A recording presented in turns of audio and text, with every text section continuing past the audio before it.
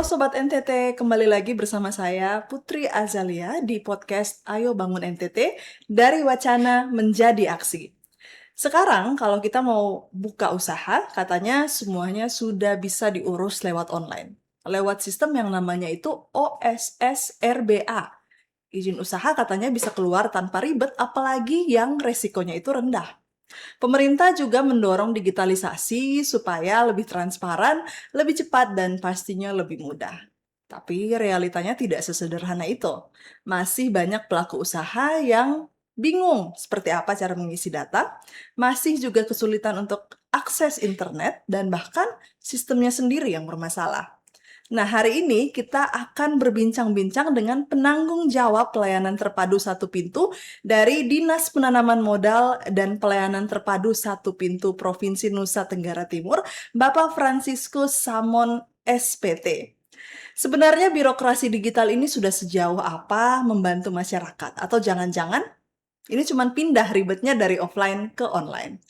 Selamat datang Bapak Frans Samon, selaku penanggung jawab pelayanan terpadu satu pintu dari Dinas Penanaman Modal dan Pelayanan Terpadu Satu Pintu Provinsi Nusa Tenggara Timur. Hari ini percakapan kita menarik Bapak karena banyak sekali Sobat NTT yang nonton podcast kita yang merupakan pelaku usaha. Dan kita akan bicara mengenai transformasi digital ya dari pengurusan izin usaha ini Bapak. Ada namanya sistem OSSRBA. Yang belum tahu OSSRBA itu Online Single Submission Risk Based Approach. Betul Bapak? Betul, Iya. ya. Itu sistem perizinan yang berusaha diterbitkan oleh pemerintah untuk pelaku usaha sesuai tingkat resiko kegiatan usahanya. Dan juga ada si Cantik Cloud. Cloud ini aplikasi cerdas layanan perizinan terpadu untuk publik. Ini sistem dari Kementerian Kominfo untuk melayani perizinan non berusaha dan non perizinan. Ya. Bapak mungkin bisa menjelaskan secara garis besar apa itu OSSRBA dan apa itu si Cantik Cloud. Oke, baik. Terima kasih, sahabat podcast Ayo Bangun NTT di mana saja berada. Ya. Terkait dengan layanan OSSRBA, Online Single Submission Risk Based Approach, atau kita kenal OSSRBA itu sebuah sistem perizinan yang terpusat secara nasional. Satu Indonesia menggunakan ini untuk pelayanan perizinan berbasis risiko. Dan sistem ini berpusat di Kementerian Investasi dan Hilirisasi Badan Koordinasi Penanaman Modal, ya. Dan sistem ini dibuat untuk memberikan kemudahan kepada pelaku usaha di dalam penyelenggaraan perizinan berusaha berdasarkan skala usaha dan tingkatan risiko, ya. Jadi skala usaha itu ada skala usaha mikro dan kecil atau kita biasa kenal UMK, dan skala usaha non UMK yang biasa kita kenal usaha menengah dan usaha besar. Kemudian dari skala usaha itu nanti dibagi lagi ke tingkatan risiko sehingga kita mengenal ada usaha yang tingkat risiko rendah, risiko menengah, dan risiko tinggi. Kemudian di risiko menengah itu dibagi lagi ke risiko menengah rendah dan risiko menengah tinggi. Hal ini berbeda dengan penyelenggaraan perizinan sebelumnya yang tidak didasarkan pada tingkatan risiko. Dengan pembagian ketingkatan risiko ini, proses perizinan menjadi lebih mudah dan lebih cepat. Khusus untuk usaha mikro dan kecil, itu semua perizinan itu sangat mudah, dan di situ dengan nomor induk berusaha itu langsung sebagai perizinan tunggal. Oke. Ya. Dan saat ini khusus untuk klasifikasi usaha mikro dan risiko rendah, itu cukup dengan centang pernyataan mandiri, khususnya terhadap pemenuhan persyaratan dasar tata ruang, itu NIB langsung terbit secara otomatis. Ya. Kemudian masuk nanti di risiko menengah, itu nanti ada produk perizinan lagi yang kita sebut dengan sertifikat standar. Kalau dulu itu semuanya kita kenal izin, tetapi dengan ini paradigma perizinan berusaha dengan versi terbaru itu karena sudah dibagi ke tingkatan risiko, maka ini jenis perizinan juga berubah. Di risiko rendah cukup NIB langsung sebagai perizinan tunggal. Di risiko menengah nanti NIB ditambah dengan produk perizinan yang disebut sertifikat standar. Kemudian di risiko tinggi produk perizinan selain NIB ditambahkan dengan izin. Jadi izin itu hanya ada pada risiko tinggi, ya. Risiko menengah itu sertifikat standar, risiko rendah NIB langsung sebagai perizinan tunggal. Kemudian untuk mendukung perizinan di luar dari perizinan berusaha, yaitu kita menggunakan aplikasi milik Komdigi yang kita kenal dengan Si Cantik Cloud, ya. Dan saat ini sambil menunggu kita pembenahan bersama, ya kadang-kadang kami juga sudah mengundang teman-teman dari Dinas Kominfo untuk melakukan pembenahan bersama, ya, termasuk dari Kementerian Komdigi, tapi saat ini masih berproses sehingga sambil mendukung pelayanan dengan menggunakan aplikasi Si Cantik Cloud, kita menggunakan aplikasi Srikandi. Ternyata Srikandi juga bisa digunakan untuk proses perizinan, tapi di luar dari perizinan berusaha. Jadi di sini di DPMP ada perizinan berusaha, ada perizinan non berusaha, dan ada non perizinan. Terhadap perizinan berusaha kita sudah 100% dengan menggunakan Si Cantik Cloud. Ya. Tapi di luar dari perizinan non berusaha dan ini non perizinan, kita menggunakan selain Si Cantik Cloud ada Srikandi dan juga ada aplikasi lokal di kita. Apa namanya Bapak? Si Romeo. Wow. Itu kita kolaborasikan dengan Dinas Peternakan untuk izin pengeluaran ternak.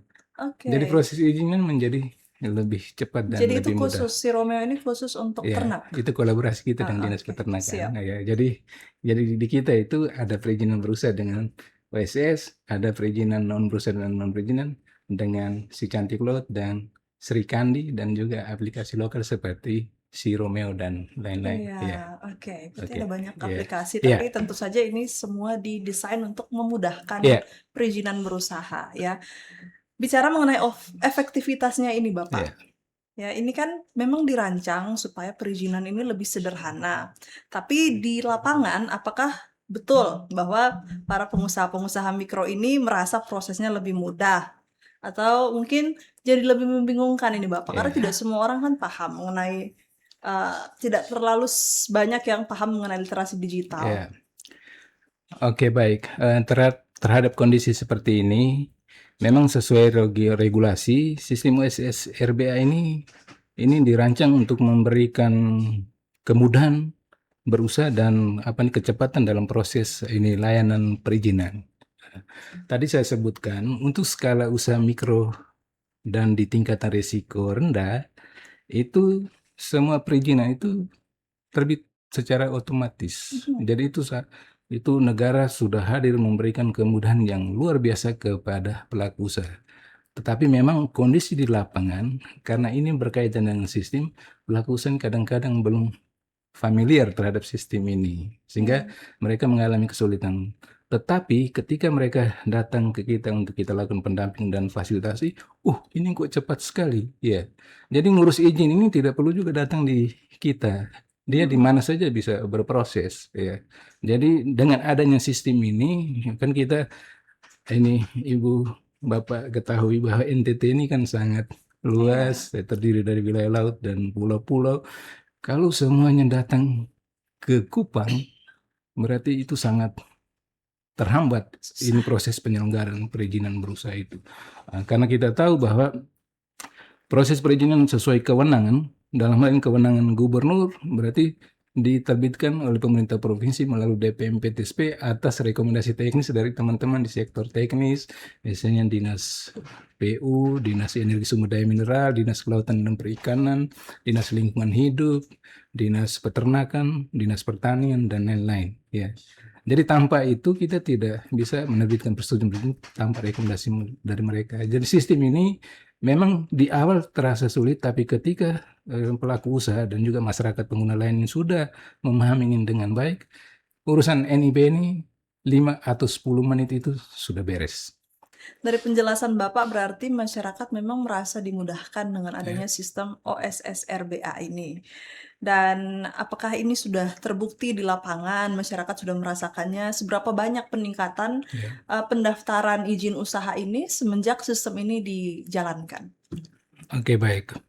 Semenjak sistem ini dijalankan, khusus yang OSSRBA ini, ya, sesuai ketentuan PP 5 tahun 2021 itu di-launching pada bulan Agustus tahun 2021. Seiring perjalanan waktu, untuk satu NTT ini sesuai dengan kewenangan gubernur itu, sebelum ada perubahan ke PP 28 itu, kita telah menerbitkan nomor induk berusaha itu di atas 100.000. Hmm, 100.000 untuk satu NTT. Ya. Kemudian dengan adanya perubahan dari PP 5 ke PP 28 tahun 2025 tentang penyelenggaraan perizinan berusaha berbasis risiko, sesuai data real time saat ini, itu sudah berada pada kisaran 160.000 lebih nomor induk berusaha. oke. Dan ini dia berkembang terus, terupdate data real time setiap saat. Iya. Jadi dia hari demi hari, jam demi jam dia berubah terus. Ya, jadi kan pengurusan nomor induk berusaha ini kan bisa secara mandiri oleh pelaku usaha. Ketika menghadapi kesulitan baru kita bisa lakukan pendampingan dan fasilitasi. Jadi dengan adanya sistem ini, ya selama ini pelaku usaha baik perseorangan maupun non perseorangan yang melakukan aktivitas usaha yang sebelumnya tanpa izin, dengan sendirinya Mhm. ya dapat memiliki aspek legal sehingga dalam melakukan aktivitas usahanya itu dapat dilakukan secara legal sesuai ketentuan peraturan perundang-undangan yang berlaku. Ya, Iya, oke. Memang memudahkan ya, Bapak, tapi tentu saja masyarakat juga perlu dibantu ya, pemahaman terkait hal ini karena namanya sistem itu kan agak sedikit sulit ya ya, Bapak. Tapi karena ini untuk masyarakat dapat berusaha, maka pemerintah mengusahakan hal ini bersama dengan masyarakat. ya, Tapi Bapak, tentu saja literasi digital dan juga ketersediaan jaringan ya, menjadi kendala juga ini Bapak dalam ya, menjalankan sistem ini. Bagaimana mitigasinya agar pelayanan tetap berjalan terlepas dari literasi digital masyarakat dan juga dari ya, kesulitan akses ya. internet. Baik, terhadap kendala-kendala seperti disampaikan Ibu, memang sebuah sistem pada saat penerapan di lapangan, ya kendala jaringan itu menjadi hal yang biasa. Kalau Mhm. sistem biasanya begitu. Kalau di mana-mana kalau jaringan itu bermasalah, kita di DPMP TSP itu sudah menyediakan ada 2 jenis pelayanan di situ. Yang pertama itu layanan berbantu dan layanan bergerak. Ya, layanan bergerak itu layanan secara mobile dan kita ada inovasi sederhana di situ yang namanya Si Jempol, sistem jemput bola langsung. Kita langsung turun ke lapangan untuk melakukan pelayanan langsung di masyarakat, misalnya di Oke. mall, di pasar, kalau di perikanan itu di TPI. Jadi kita turun langsung melakukan pendekatan ini langsung ke masyarakat untuk menjawab persoalan-persoalan seperti itu. Itu yang kita maksudkan dengan layanan bergerak itu, ya. Iya. Layanan bergerak didukung dengan Si Jempol, sistem jemput bola. Kemudian satu lagi alternatif yang kita siapkan di situ adalah layanan berbantu. Hmm. Layanan berbantu itu kita menyediakan fasilitas-fasilitas di frontliner kita, front office yang ada di DPMP TSP. Nanti pelaku usaha itu datang bisa memanfaatkan fasilitas kita di situ langsung secara mandiri bisa memproses layanan perizinan atau kalau mengalami kesulitan langsung kami dampingi, kami fasilitasi di tempat di Oke. frontliner kita. Iya. Jadi untuk mengantisipasi ini kami ada 2 jenis ini semacam layanan Iya. Berbantu untuk dan bergerak. layanan Iya. bergerak dan layanan berbantu. Keduanya langsung menjangkau masyarakat, Iya, tapi dengan cara yang berbeda ya, iya, Bapak ya. Iya. Tapi apakah ada semacam peningkatan signifikan begitu Bapak tentang investasi di Nusa Tenggara Timur setelah perizinan ini ditetapkan? Kalau ada, sektor apa yang paling terdampak? iya, Karena kan tentu saja dengan mudahnya hmm, pengurusan perizinan ini banyak orang tertarik iya. untuk berusaha di Nusa Tenggara Timur. dengan kemudahan pelayanan perizinan ini tentu sangat berdampak signifikan terhadap investasi yang bertumbuh di Nusa Tenggara Timur. Hal ini nampak di dalam target yang diberikan negara kepada pemerintah Provinsi NTT, ya, yaitu target realisasi investasi kita di tahun 2025 itu kita negara targetkan Pemprov NTT ini realisasi investasi itu harus 4,69 triliun. 4,69 triliun realisasi. Oke. Dan puji Tuhan, ya, kita melalui kerjasama kolaborasi yang baik dengan sektor-sektor teknis dan juga Bapak Ibu pelaku usaha, kita melebihi target capaiannya, ya, dari 4,69 triliun menjadi 4,8 triliun atau sekitar 103,7%. Dengan sektor yang mendominasi itu lebih ke sektor hotel dan restoran, terus ada transportasi, gudang dan telekomunikasi, ada juga sektor perdagangan dan reparasi, sektor konstruksi serta sektor tanaman pangan, perkebunan dan peternakan. Ya, saat ini memang untuk mendukung program Bapak Presiden terkait hilirisasi, ya, kita saat ini sedang mendorong supaya kita di daerah mendukung program strategis pemerintah itu sehingga ini program-program primer berkaitan dengan industri itu bisa berkembang di NTT. Kalau industri ini bisa bertumbuh di NTT, itu otomatis akan berdampak kepada peningkatan tenaga kerja sekaligus dapat meningkatkan pertumbuhan ekonomi di daerah. Jadi investasi ini sangat erat kaitannya dengan peningkatan pertumbuhan ekonomi, ya, dan juga ini peningkatan tenaga kerja, pemanfaatan tenaga kerja lokal dengan memanfaatkan ini proyek-proyek hilirisasi yang akan bertumbuh di NTT ini, ya, bisa juga mengurangi pengangguran yang saat ini sangat banyak di NTT. Betul Bapak, tapi dengan dampak-dampak positif yang Bapak sebutkan tadi, tentu saja terkait dengan perizinan ini kita tahu bahwa ada hal-hal negatif yang terjadi, yang beredar di masyarakat itu ada calo biasanya, yang orang sebut dengan perantara untuk mengurus sesuatu. Kan digitalisasi ini kita gunakan agar bisa transparan semua program-program kita. Tapi dari Bapak sendiri, apakah praktik perantara atau calo ini betul-betul berkurang dengan adanya digitalisasi ini?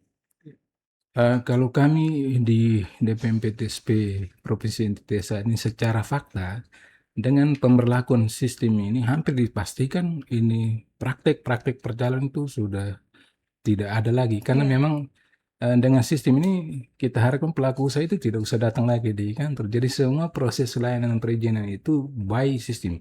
Kecuali ada perizinan yang sebelum ditetapkan membutuhkan verifikasi lapangan. Dan verifikasi lapangan bukan dilakukan oleh kita, itu teman-teman di sektor teknis, dinas-dinas teknis itu. Jadi itu dinas-dinas teknis yang akan melakukan ini verifikasi lapangan, bisa dengan survei atau turun lapangan. Kemudian nanti menetapkan ini proses perizinan layak atau tidak, memenuhi syarat atau tidak. Kalau dinyatakan layak, baru mereka menotis kepada kami by sistem berupa rekomendasi teks bahwa proses perizinan ini bisa disetujui untuk ditetapkan.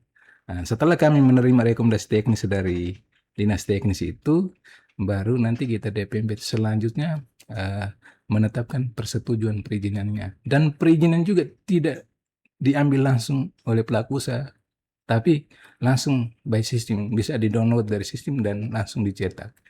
Jadi dengan sistem ini sebenarnya kita sudah sangat menghindari pelaku usaha itu datang ke kantor. Jadi ini sudah sangat membantu transportasi dan juga lebih baik. Kalau begitu, mau melihat usaha yang ada di Nusa Tenggara Timur, kita saksikan dulu dari NTT Mart.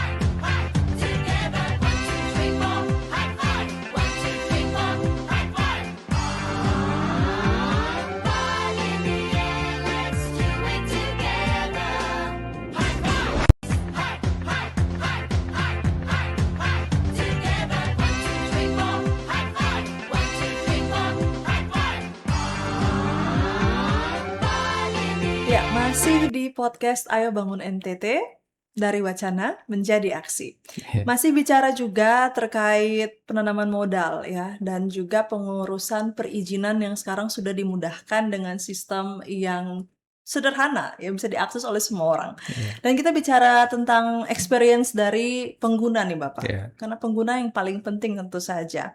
Dan dari hasil percakapan saya bersama beberapa pengguna, ya, mereka ada sedikit input ataupun keluhan lah begitu ya, tentang penginputan data yang cukup kompleks di ya. sistem ini.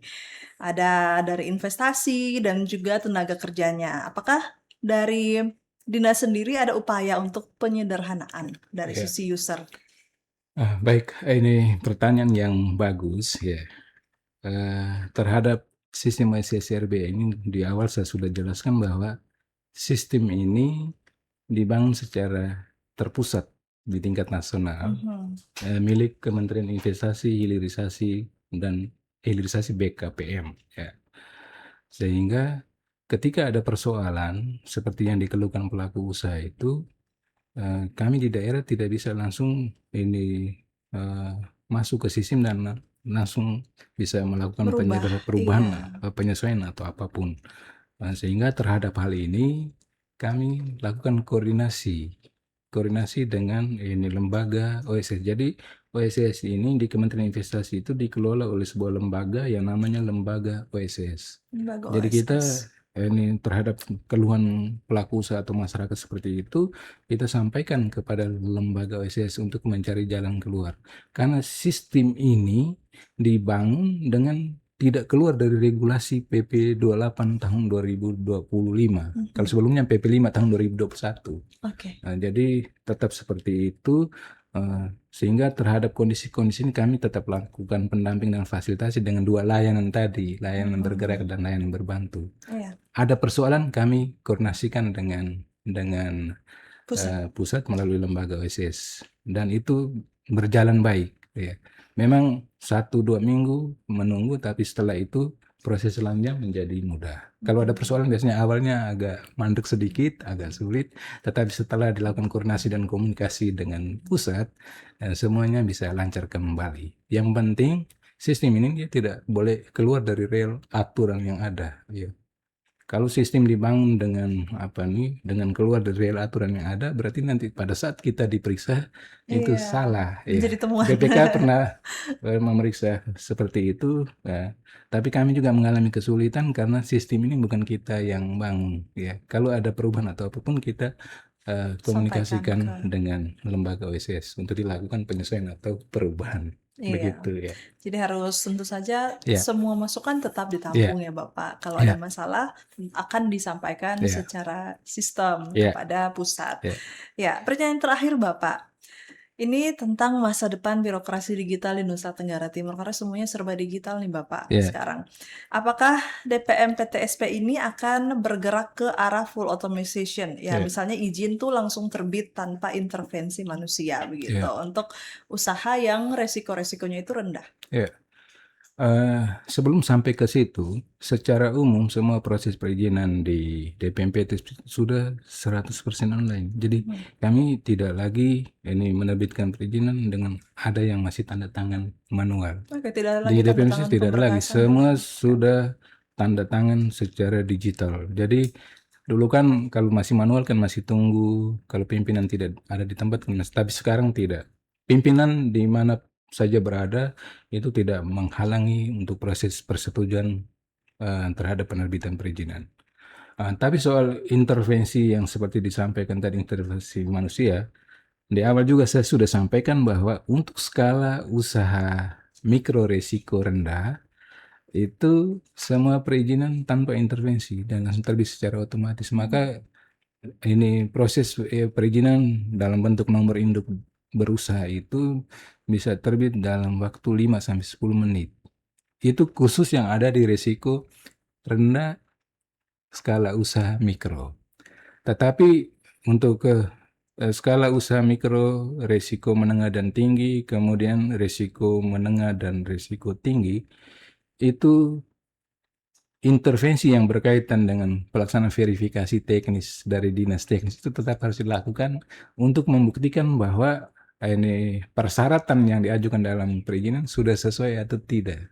Dan itu juga sebagai persyaratan untuk menerbitkan apa yang disebut dengan pertek atau pertimbangan teknis atau juga biasa dikenal dengan rekomendasi teknis sebagai dasar bagi kami di DPM PTSP menetapkan persetujuan perizinan. Jadi ini sudah untuk di tingkat risiko rendah itu sudah sangat mudah ya. NIB bisa terbit dalam waktu yang relatif sangat singkat. Oke, jadi memang semakin dimudahkan Ya. dengan harapan tentu saja bahwa masyarakat NTT lebih aktif untuk berusaha ya Bapak. Ya. Jadi sekarang semua orang yang sudah mau jualan dalam skala kecil bisa mengakses izin berusaha Ya. dengan sederhana, tapi juga tentu saja legal ya, yang Ya. diketahui oleh Ya. pemerintah begitu Bapak. Oke, Bapak mungkin bisa memberitahukan sedikit ini sebagai closing tentang cara mengakses Ya. OSS ini. Jadi Bapak Ibu sekalian, sahabat podcast Ayo Bangun NTT di mana saja berada, untuk mengakses masuk ke sistem ICSRB itu tidaklah sulit. Ya. Kita cukup masuk ke laman ini oss.go.id. oss.go.id. Oke. Di situ kita langsung mendaftarkan untuk mendapatkan user ID dan password. Ya. Jadi setelah mendapatkan user ID dan password, baru kita masuk untuk proses perizinannya. Jadi kalau kita tidak atau belum memiliki user ID dan password, kita tidak bisa masuk itu. Dan proses untuk mendaftar guna mendapatkan user ID dan password juga sangat cukup dengan KTP, NIK, ya. Terus ini nomor WA aktif untuk yang perseorangan, dan untuk badan usaha harus nomor WA dan juga email aktif. Itu sudah bisa berubah. Seperti kalau kita belanja online juga seperti itu. Di perizinan juga mudah seperti itu. Jadi kalau ibu mau ngurus, ada keluarga yang mau ngurus izin atau apa, ya silakan masuk ke laman oss.go.id, lakukan pendaftaran untuk mendapatkan user ID dan password, baru dengan menggunakan user ID dan password itu masuk untuk mendaftar perizinan berusahanya. Nanti semua tahapan yang ada di situ kita ikuti, dan itu juga tidak sulit. Iya. Tinggal kita ikuti, kita penuhi semua, dan perizinan terbit by sistem. Di risiko rendah dan juga masih sampai di risiko menengah rendah, itu perizinan masih terbit secara otomatis. Bahkan sekarang sudah ada kemudahan, ya. Kalau misalnya ini proses perizinan ini dilakukan pemeriksaan teknis oleh perangkat daerah teknis dan lewat dari waktu, komitmen waktu, atau biasa istilah perizinannya service level agreement, SLA. Kalau di situ ditetapkan 7 hari, kalau teman-teman di dinas teknis atau di sektor teknis tidak melakukan pemeriksaan teknis terhadap persyaratan yang sudah diinput oleh pelaku usaha, itu dianggap setuju. Ya, Otomatis. itu dianggap disetujui, dan sistem akan secara langsung menerbitkan perizinan secara otomatis, dan itu berlaku sah. Itu yang dinamakan penerbitan perizinan melalui sistem fiktif positif. Fiktif positif, ya. Dan itu sah. Ya. Walaupun karena sebenarnya kelalaian ya, tapi sah. Oke. Tapi kita berharap itu tidak terjadi karena semuanya harus di bawah pengawasan ya Bapak. Kalau nanti ketika ada pengawasan dan dijumpai ada permasalahan, nanti teman-teman di sektor siap bertanggung jawab dan siap menerima sanksi. Sanksinya juga sudah diatur semua. Bisa kita misalnya ada jabatan, bisa turun jabatan kah, atau bisa dibebaskan dari jabatan, sudah diatur semua. Nah, makanya teman-teman di sektor teknis itu harus ketika ada permohonan yang masuk dan membutuhkan verifikasi teknis dari mereka, itu harus segera dilakukan pemeriksaan teknis. Kalau tidak dan melewati batas waktu atau SLA tadi, dianggap setuju, dan izin akan terbit secara fiktif positif. Nah, ini juga mungkin ada yang baru dengar ya, tapi sesungguhnya sekarang negara sudah hadir memberikan kemudahan yang sangat bagus kepada pelaku usaha, terutama kepada masyarakat semua yang berusaha. Ya, jadi perizinan ini kalau masih di sektor teknis berlama-lama sistem langsung menerbitkan secara Hmm. fiktif positif. Begitu. Itu sudah berlaku di PP 28 tahun 2025 Diatur tentang oleh undang-undang. penyelenggaraan perizinan Oke. berusaha berbasis risiko. Ya, Iya. demikian. Luar biasa Sobat NTT, jadi kita bisa mendaftarkan usaha kita yang tentu saja berbasis rendah ataupun resikonya itu rendah, kita bisa mendaftarkannya dan izinnya itu langsung keluar di oss.go.id, hanya butuh NIK dan nomor WA yang aktif dan email yang Ya, aktif ya Bapak ya, ya. Oke, mudah sekali. Sekarang semua bisa jadi pengusaha Bapak. ya, bisa. Pengusaha uangnya lebih banyak, Ya, betul? iya, betul. Ya. Oke, baik, terima kasih sekali Bapak Franciscus Samon atas kehadirannya di podcast Ayo Bangun NTT ya, selaku penanggung jawab pelayanan terpadu satu pintu. Jadi memang jawabannya sangat terstruktur. Ya. Ya, Bapak semoga sehat selalu. Oke, terima kasih banyak ya. Saya Ya. mengajak semua, kalau bisa teman-teman yang berusaha, mari kita bantu fasilitasi perizinan. DPMPT siap kapan saja dengan layanan bergerak dan layanan berbantu. Iya, Ya, kami siap. akan selalu dibantu. Ya. Oke, terima kasih Bapak sekali lagi. Terima kasih Sobat NTT sudah menyaksikan podcast kali ini. Dan jangan lupa saksikan episode berikutnya di podcast Ayo Bangun NTT. Ayo Bangun NTT, dari wacana menjadi aksi. Cara mengajukan nomor induk berusaha melalui aplikasi OSS Indonesia. Berikut adalah data yang perlu dipersiapkan.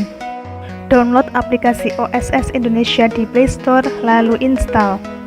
Masuk ke OSS, kemudian Anda akan diarahkan untuk daftar, klik mengerti, kemudian masukkan email aktif Anda.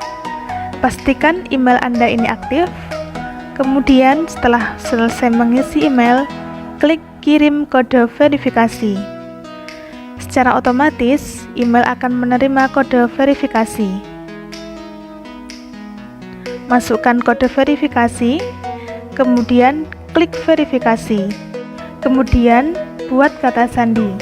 Gunakan kata sandi dengan minimal 8 karakter, menggunakan huruf, menggunakan angka, serta menggunakan karakter spesial. Ketik lagi kata sandi untuk melakukan konfirmasi. Setelah itu, klik simpan. Lengkapi profil pelaku usaha. Siapkan KTP yang digunakan untuk mendaftarkan NIB. Masukkan nomor induk kependudukan. Kemudian masukkan nama pelaku usaha.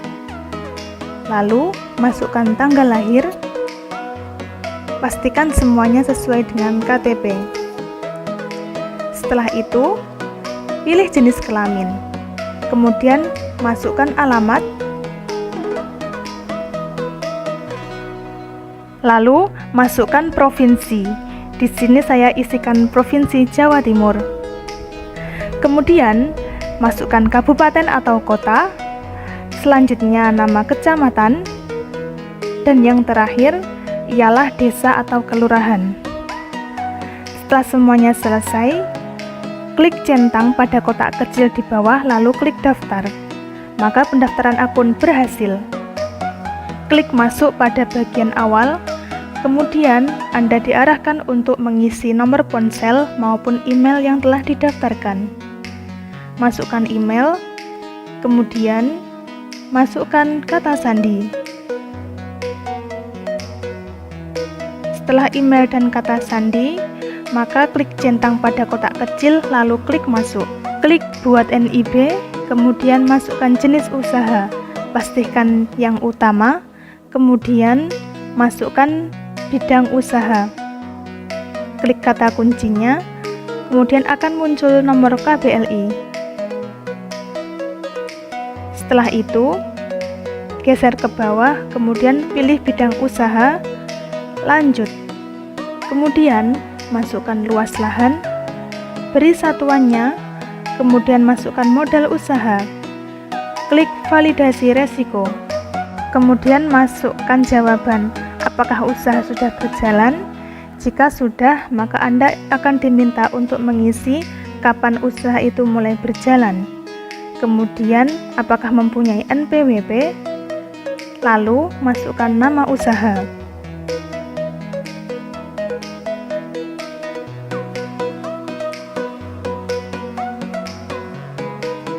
Setelah itu, masukkan deskripsi usaha. pilih salah satu, kemudian masukkan jumlah tenaga kerja. Lalu klik lanjut. Jika alamat usaha sama dengan KTP, klik iya, kemudian alamat akan muncul.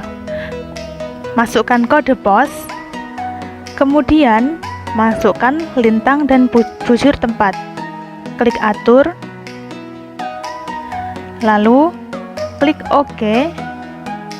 Kemudian jika tidak melakukan pembangunan gedung, klik tidak, klik lanjut. Setelah itu muncul permohonan baru. Pilih jenis produk atau jasa. Klik salah satu dari yang tersedia. Kemudian masukkan kapasitas atau jumlah dalam kurun waktu 1 tahun. Di sini saya isikan 1000. Kemudian pilih satuan kapasitas. Saya pilih PCS. Jika belum mempunyai SNI, klik tidak. Produksinya halal, klik iya. Belum mempunyai sertifikat halal, klik belum.